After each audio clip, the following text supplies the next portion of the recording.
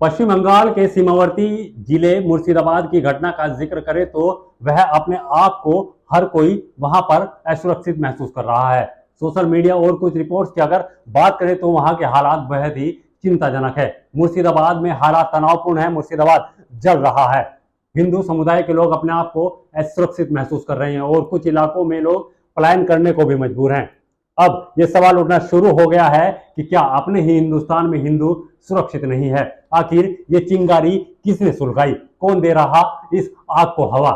उत्तर प्रदेश के मुख्यमंत्री योगी आदित्यनाथ ने पश्चिम बंगाल के मुख्यमंत्री को खूब खरी खोटी सुनाई और मुर्शिदाबाद में हुई घटना पर गहरी चिंता भी व्यक्त की।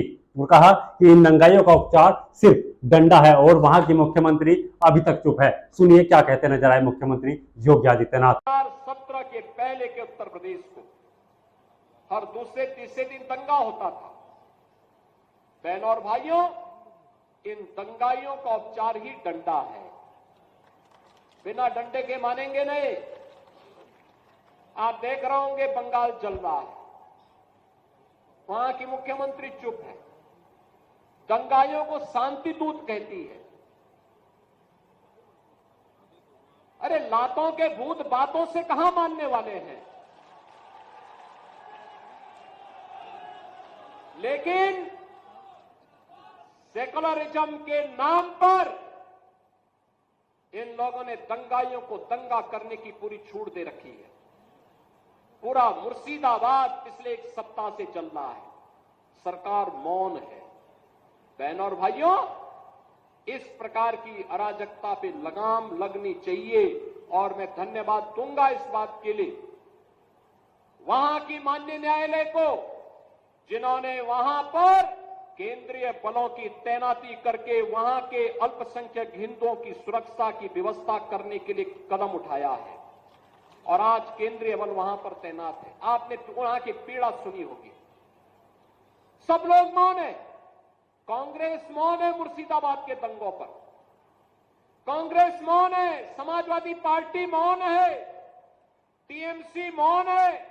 वे धमकी पे धमकी दिए जा रहे हैं, समर्थन कर रहे हैं। बांग्लादेश के अंदर जो हुआ था उसका समर्थन कर रहे हैं बड़ी बेशर्मी के साथ।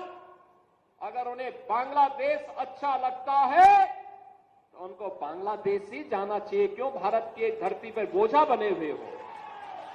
क्यों भारत की धरती पे बोझा बने हुए हो?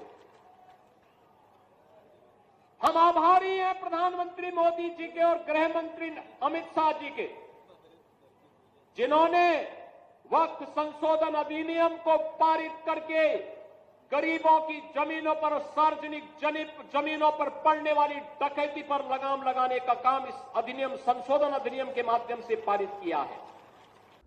अब जब उत्तर प्रदेश के मुख्यमंत्री योगी आदित्यनाथ ने मुख्यमंत्री ममता बनर्जी को घेरा तो पश्चिम बंगाल की सीएम ममता भी कहां पीछे रहने वाली थी। सुनिए उनका सीएम योगी पर आपत्तिजनक बयान। 69,000 टीचर चाकरी गए। जोगी बड़ो बड़ो बात कर रहा है, सबसे बड़ा भोगी है।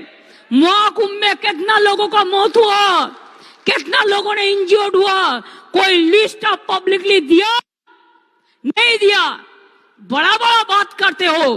कितने एनकाउंटर में मैं मारा, एक भी में रैली किसी को नहीं करने देते, एक भी मिছিল नहीं करने देते, लोगों को डर दिखा के रख दिया। लोगों ने एक रैली भी नहीं कर सकता है।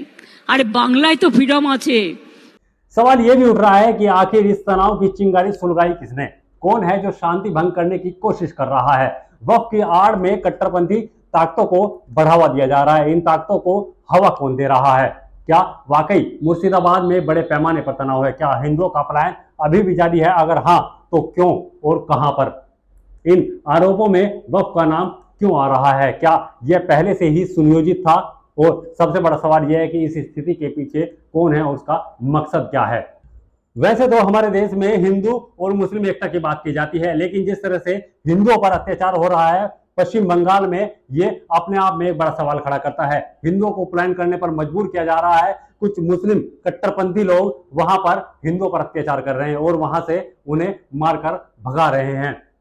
क्या अब कहा गए वो धर्म के ठेकेदार जो बात करते हैं कि हमारा देश गंगा जमनी तहजीब पर काम करता है? ये बड़ा सवाल है अपने आप में कि जिस तरह से हिंदुस्तान हिंदू और मुस्लिम की पटकथा लिखता है, तो वहीं दूसरी तरफ पश्चिम बंगाल की बात करें तो मुस्लिम अपने आप में वहां पर हिंदुओं को चेतावनी दे रहा है कि यहां से चले जाओ। देखिए हमारी स्पेशल रिपोर्ट।